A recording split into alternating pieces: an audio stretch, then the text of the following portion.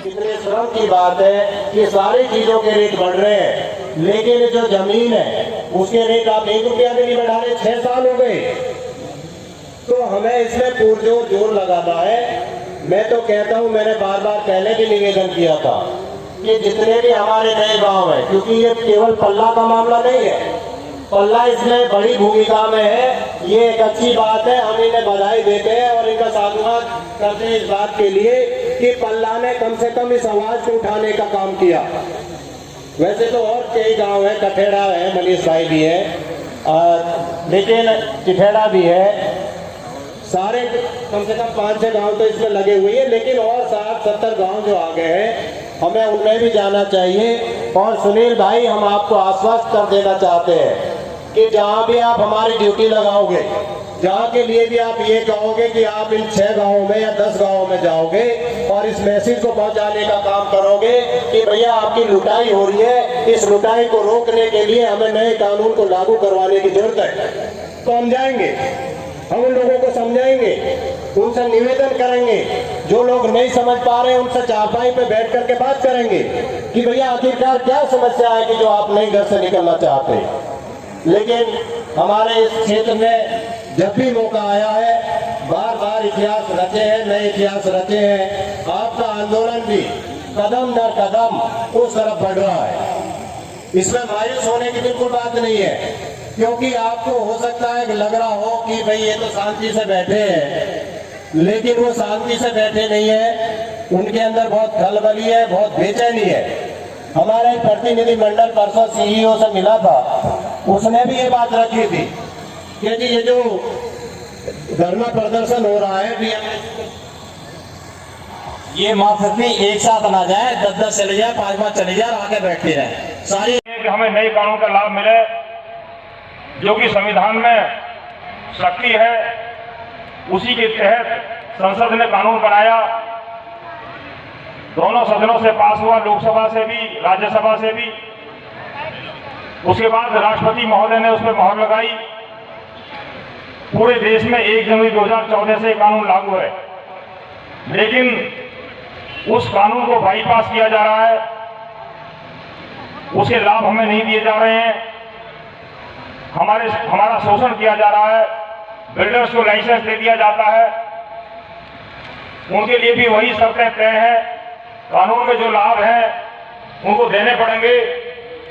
2007 की जो पुनर्वास पॉलिसी है, उस पॉलिसी के सारे लाभ उनको देने पड़ेंगे, लेकिन वो लाभ ना देकर के किसानों के साथ बहुत बड़ा धोखा कर रहे हैं, उनकी जमीन को औने पौने दाम में ले रहे हैं। इसके लिए किसानों को संघर्ष करना पड़ता है, धरना प्रदर्शन करना पड़ता है, कोर्ट कचहरी में पैसे खर्च करने पड़ते हैं, न्याय के लिए एक लंबा संघर्ष करना पड़ रहा है, जो कि एक दुर्भाग्य की बात है।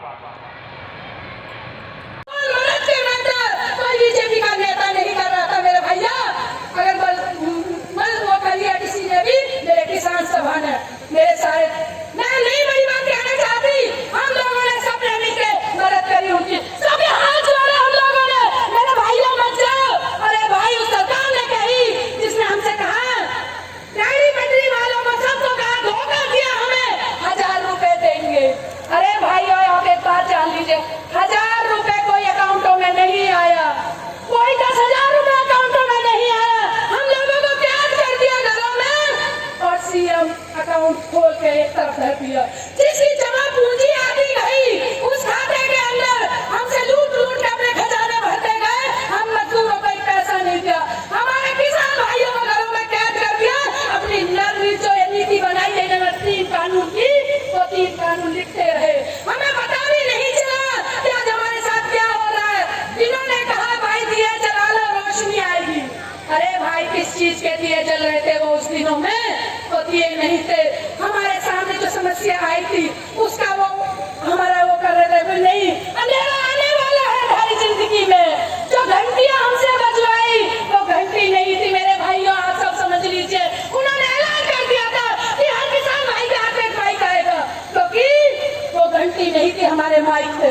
हमने उस टाइम भी ये बात बोली, हमने बराबर, मैं नरेगा अथॉरिटी की काउंटी कमेटी की सदस्य हूँ, हमने बार बार इस चीज का विरोध करा कि जो देने में देरी क्यों है? जो कृषि कानून बनाए, जो लेबर कोड बनाए इन्होंने, उन्हें हमें थोपने क्यों चाह रहे हो? मगर बार बार जो हमारे साथ धोखे हो रहे, हमारे साथ शोषण हो रहे, भाइयों अब हद हो चुकी है।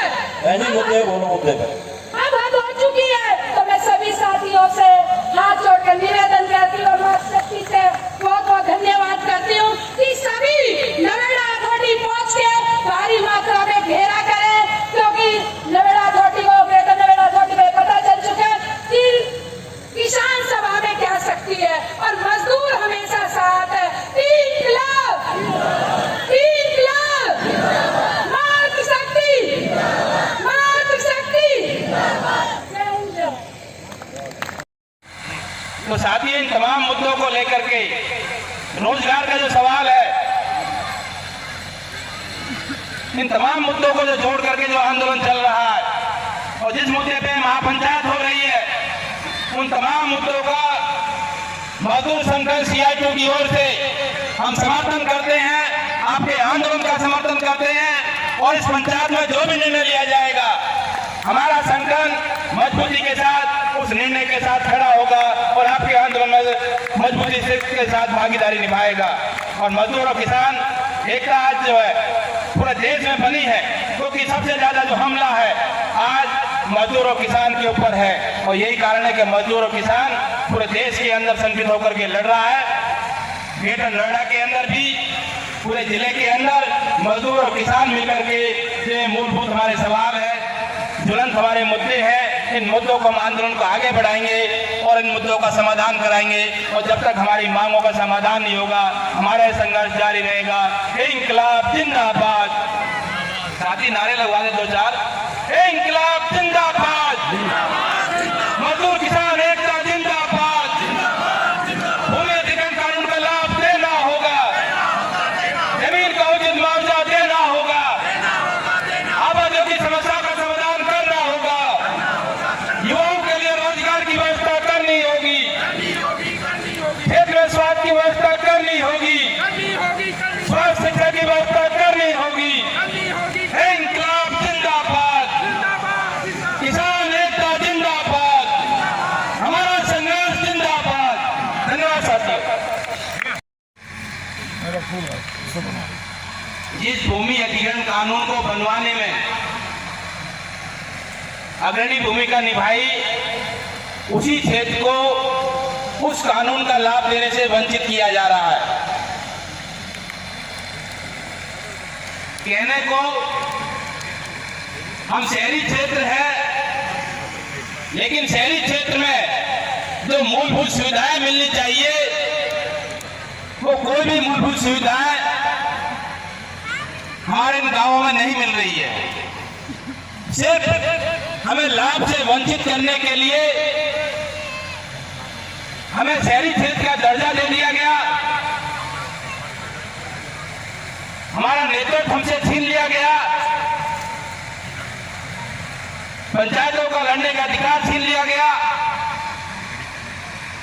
अथॉरिटियों के अंदर किसानों का कोई नेतृत्व नहीं है, उस बोर्ड में सिर्फ नौकरशाह लोग बैठते हैं,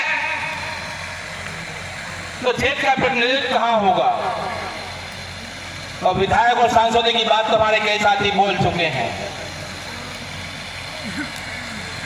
साथियों, तमाम जो मुद्दे जो इस सभा में हमारे वक्ताओं ने, पूर्व वक्ताओं ने रखे हैं कि हमारी जमीनों को छीना जा रहा है, जमीनों का उचित मुआवजा हमें नहीं दिया जा रहा, जो भूमि अधिग्रहण कानून बना उसका लाभ हमें नहीं दिया जा रहा, जिन किसानों की जमीनें जा रही है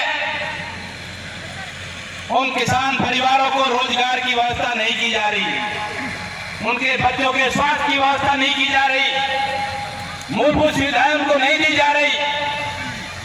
और यही तमाम मुद्दे हैं जिन मुद्दों को लेकर के लगातार हम लोग लड़ रहे हैं। लगातार धरने, प्रदर्शन, महापंचायतें, आंदोलन लगातार हो रहे हैं, लेकिन ये प्राधिकरण और यहाँ का जिला प्रशासन हमारे मुद्दों को समाधान करने को तैयार नहीं है। बार बार आश्वासन दिए जाते हैं, यहां तक कि कई बार लिखित समझौते भी हुए हैं, लेकिन वो परवान नहीं चढ़ते, क्योंकि प्राधिकरण की इच्छा शक्ति नहीं है और न ही सरकार की इच्छा शक्ति है कि किसानों की समस्याओं का समाधान हो। हमें जो विकास के जो दावे और भ्रम जो हमें दिखाया गया कि जमीनें जाएंगी, खेत का विकास होगा, तो विकास हमसे कोसों दूर है। और जो थोड़े बहुत मुआवजे मिले वो बच्चों की पढ़ाई और इलाज में खत्म।